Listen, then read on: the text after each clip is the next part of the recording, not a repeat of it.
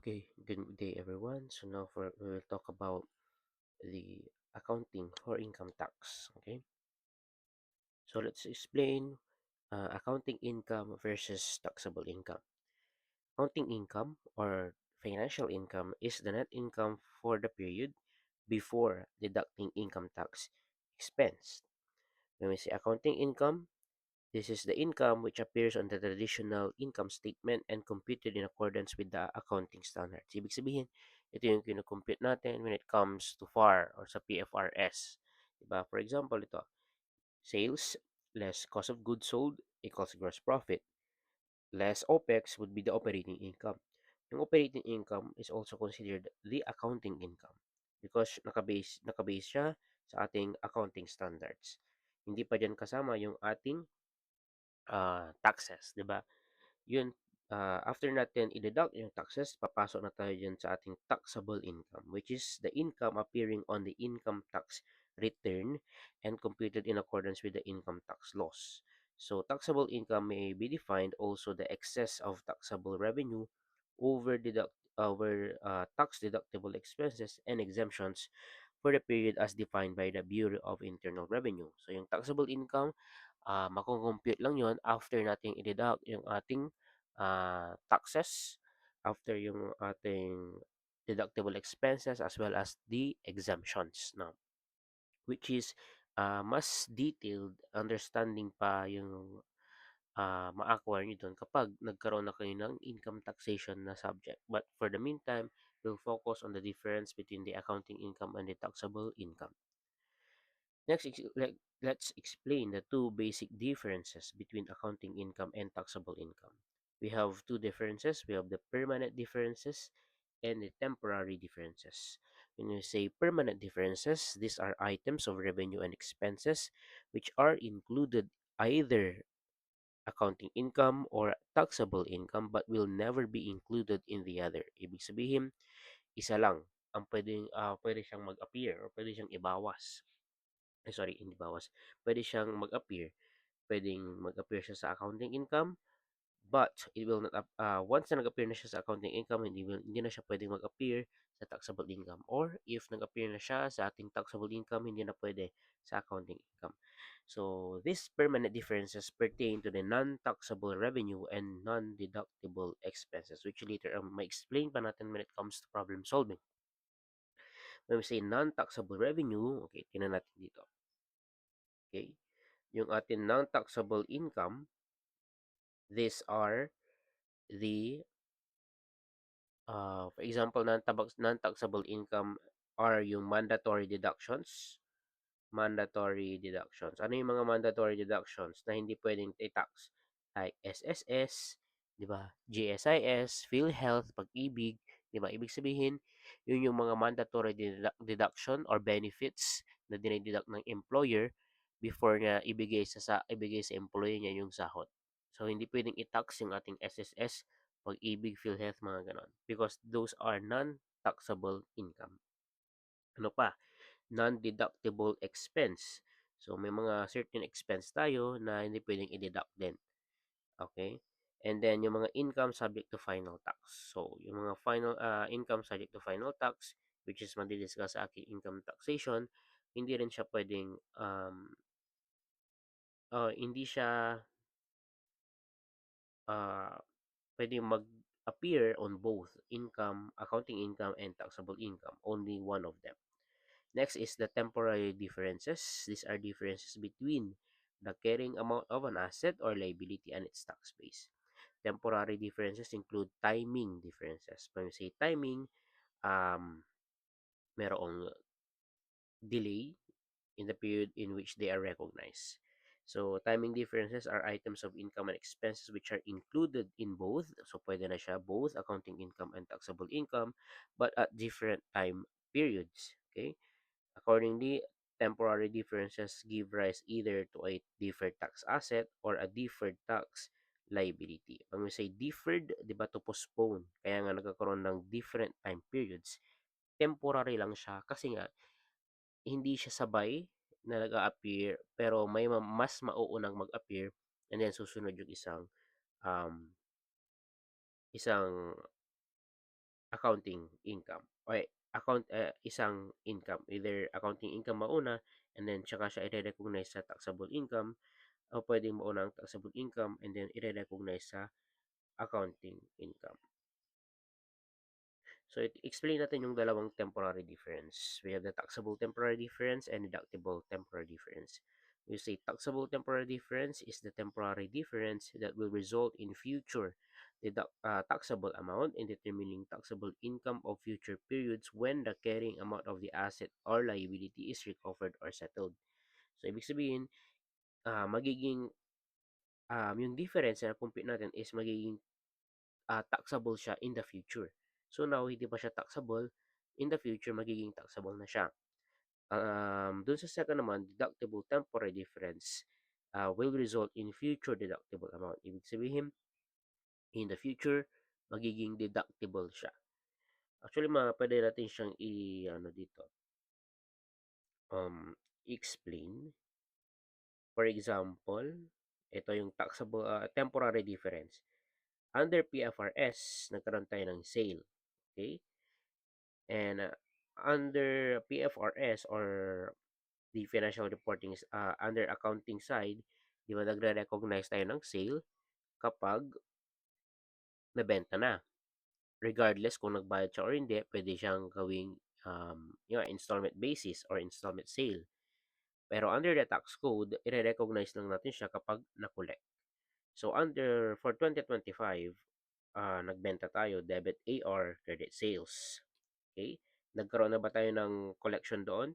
Wala pa. So, hindi pa siya na pwedeng ipasok sa ating taxable income since hindi pa na-collect yung ating income. So, dito sa 2025, pwede na siyang i-recognize sa ating sale under the PFRS but hindi pa siya mag-a-appear sa ating tax code.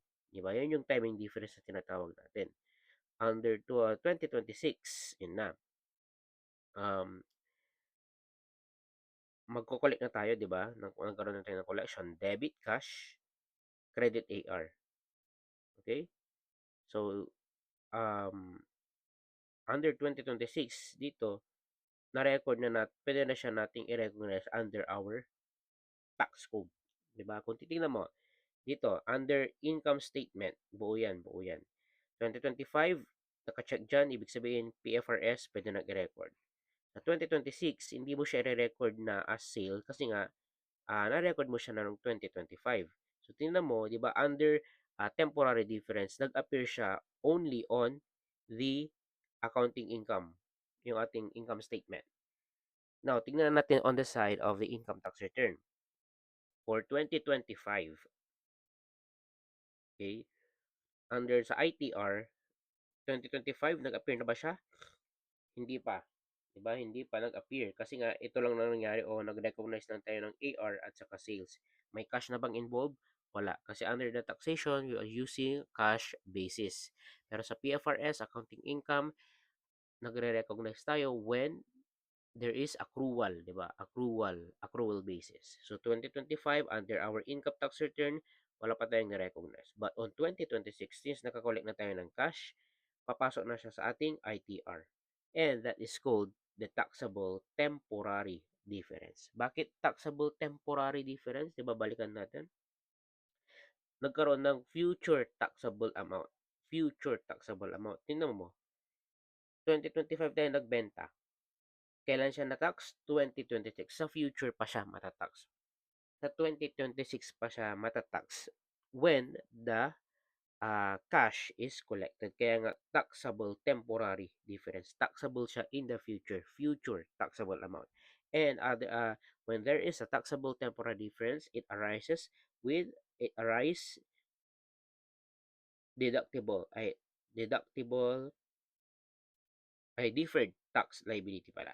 Kung merong taxable temporary difference, merong deferred tax liability. Bakit deferred tax liability? Kasi nga since sa future mo pa siya, 'di ba? This is a future, okay, lagyan lang natin. Kung merong taxable temporary differences, merong future taxable amount. At kung merong future, sa future siya matatax, since future pa siya matatax, meron tayong deferred tax liability. Ibig sabihin, pag di ba deferred, postpone, ibig sabihin sa future meron tayong tax liability. So, pag may taxable temporary, temporary pa lang siya.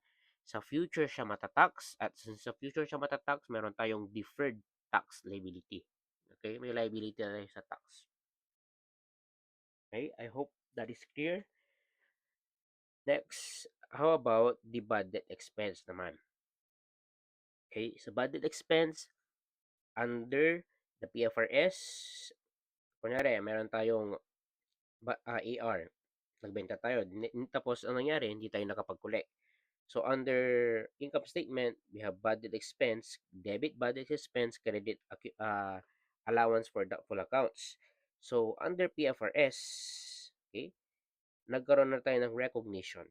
Okay? Nag-expense na tayo ng ating nag-expense na tayo ng ating budget expense. So, nag-appear siya on 2025.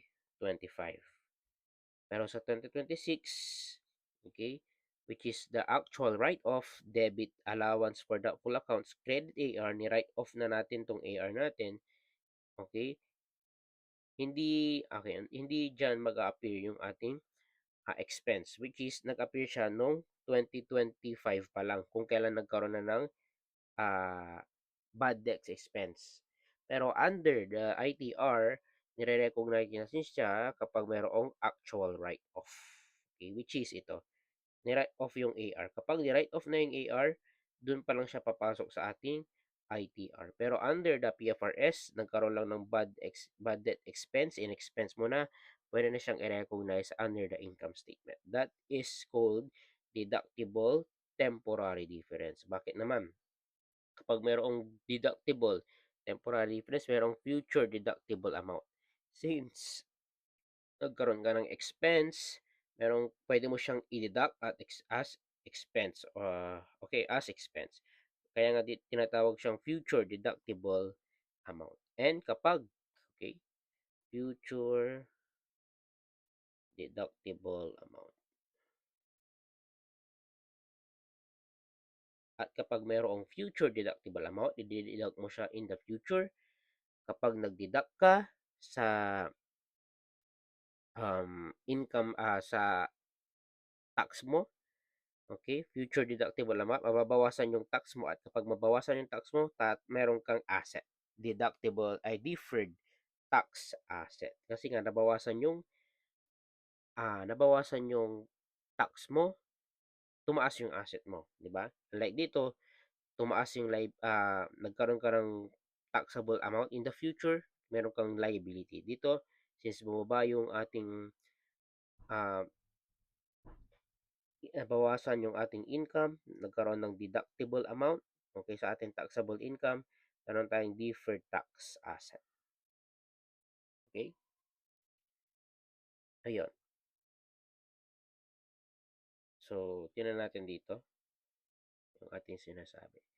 Ayan. Ngayon, explain natin ano yung DTL or yung deferred tax liability. Deferred tax liability is the amount of income tax payable in future periods with respect to a taxable temporary. Ito nga, yung taxable temporary, it arise dyan yung ating DTL or yung deferred tax liability. Okay, actually, a deferred tax liability arises from the following. So, ito yung mga, kailan nag-arise yung ating DTL? When the accounting income is higher than the taxable income because of timing differences. When the carrying amount of an asset is higher than the tax base. When the carrying amount of a liability is lower than the tax base. So, ito yung mga example kung kailan nagre-result yung ating temporary differences. Revenues and gains included in accounting income of current period but taxable in the future. Ito yun, di ba? Okay, kasama na siya sa current period pero sa future pa siya matatax, like yung ating collection of AR. Expenses and losses deductible for tax purposes in the period but included in the accounting income in future period. So, ito, meron akong summary. Actually, tatlong notes ito na pwede nyo gamitin. Diba? So, ito yung summary. We have ito, yung ating taxable temporary difference and deductible temporary difference. So, ito yung mga sinasabi ko kanina. Ito yung magiging summary niya. Okay? So, basahin natin. So, yun nga, under the past 12, it applies to all types of entities, public or private. Then there are two types of income. We have the accounting or financial income and the taxable income, which is hindi sila equal na dalawa. Accounting income or financial income uses PFRS, while the taxable income uses the tax laws or the NRIC. And then sa accounting income, it uses accrual basis, while the taxable income uses cash basis. And then accounting income or financial income is used for external reporting, while the taxable income is used for income tax payable. O ito yung ilalagay natin sa aking income tax return. And since hindi sila equal, mayroong differences na nangyayari. What are these two differences? The permanent and the temporary. Permanent differences, these are items of revenues and expenses which are included in either accounting income but will never be included in the other. Yung sinabi ko kanina. Temporary differences, these are differences between the carrying out of an asset or liability and its tax base. It includes the timing differences. What are the two kinds of timing differences? We have the taxable temporary and the deductible temporary, which is na-explain natin kanina. Example ng ating permanent differences, which is hindi siya mag-a-appear sa isa, but pwede siya mag-appear dun sa isa. Non-taxable income, which includes the mandatory deductions, non-deductible expenses, and the income subject to final tax. These are excluded in the ITR. Okay? And then, yun nga, with these two kinds of temporary differences is i-compare natin siya. Okay? Under the taxable temporary differences, it creates future taxable amount. Ibig sabihin, matatax siya in the future. Example nga natin doon yung ating installment sales, which is doon sa AR, balikan lang natin, okay? Sa AR, upon sale, under PFRS, recorded na siya to 2025. But under the tax code, it will only be recorded upon the collection of cash, which is on 2026. That's why it arises the future taxable amount, since we will recognize only the income upon collection.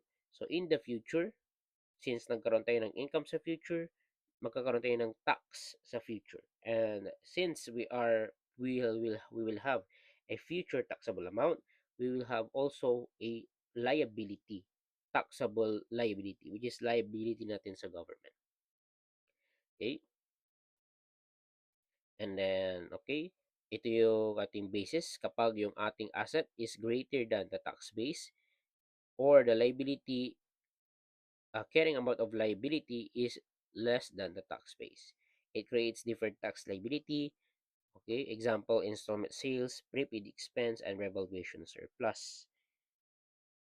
Next, the deductible temporary differences, it creates future deductible amounts. Kailan siya nangyayari? Kapag mas mataas yung ating taxable income kaysa sa accounting income, where the carrying amount of the asset is less than the tax base, and for liability, the carrying amount of liability is greater than the tax base. It creates deferred tax asset. Example, accrued expenses, unearned income, and bad debt expense. Okay? And then, okay. Ating computation ating tax expense, accounting income. Okay? Accounting income, and then plus, okay, sorry. Accounting income, and then for the permanent differences, non-deductible expense, minus non-taxable income, minus income subject to final tax, will be the profit subject to tax. And then, i-minus natin yung ating, kapag tumaas yung ating taxable temporary differences, i-minus natin. Kapag bumaba yung ating taxable temporary differences, idagdag. I-minus kapag tumaas, ay idagdag kapag tumaas ang deductible temporary differences, at kapag bumaba ang deductible temporary differences, i-minus naman natin yun. And then, it will equal to the taxable income. Which is, magkakaroon tayo ng ating separate discussion dyan. Okay? So, yun muna ang ating part 1 ng discussion when it comes to ating income taxes.